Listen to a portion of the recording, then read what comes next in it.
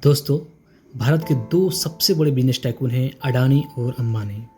सिर्फ बिजनेस भी नहीं बल्कि पॉलिटिक्स में भी एक बहुत बड़ी ताकत माने जाते हैं। विपक्ष अक्सर कहता है कि सरकार अडानी और अंबानी की है, लेकिन असल सच्चाई क्या है? कैसे ये दोनों पॉलिटिक्स से जुड़े हैं? इसका सीधा असर आपकी जेब और मेरे बिल पर क्यों पड़ता है? चलिए पूरा एनालिसिस करते हैं।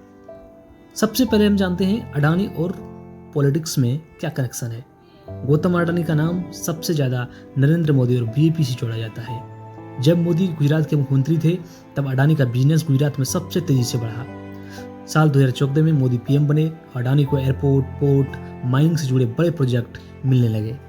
विपक्ष का आरोप यह है कि नीतियां अडानी के फेवर में बनाई गई, लेकिन अडानी का कहना है हम हर सरकार के साथ काम करते हैं और ये सरकार पर है कि वो किसी प्रोजेक्ट देती है।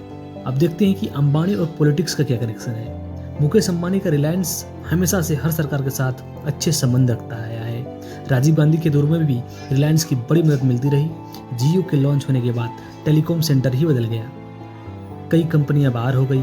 अंबानी का स्टाइल अडानी से अलग है। वो किसी एक पार्टी पर निर्भर नहीं रहते हैं, बल्कि हर पार्टी से दोस्ती रखते हैं। अब देखते हैं पॉलिटिक्स प्लस बिजनेस का गेम। भारत में पॉलिटिकल पार्टीज को चुनाव के पैसे चाहिए और ये पैसा सबसे ज्यादा कारपोरेट से आता है।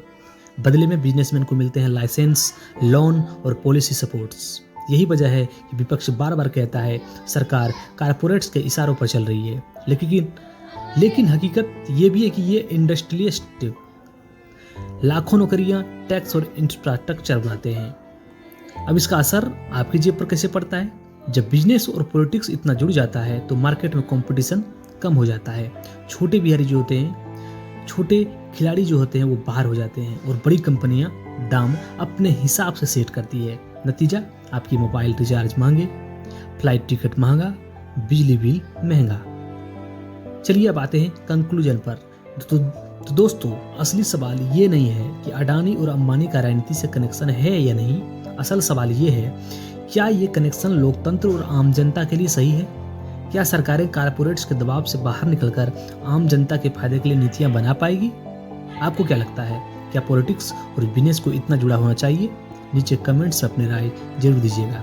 अगर आपको वीडियो ये हमारा अच्छा लगा है तो इसको लाइक कीजिए, शेयर और सब्सक्राइब करना मत भूलिएगा, क्योंकि आगे भी हम ऐसे ही फैक्ट बेस्ड एनालिसिस लेकर आते रहेंगे।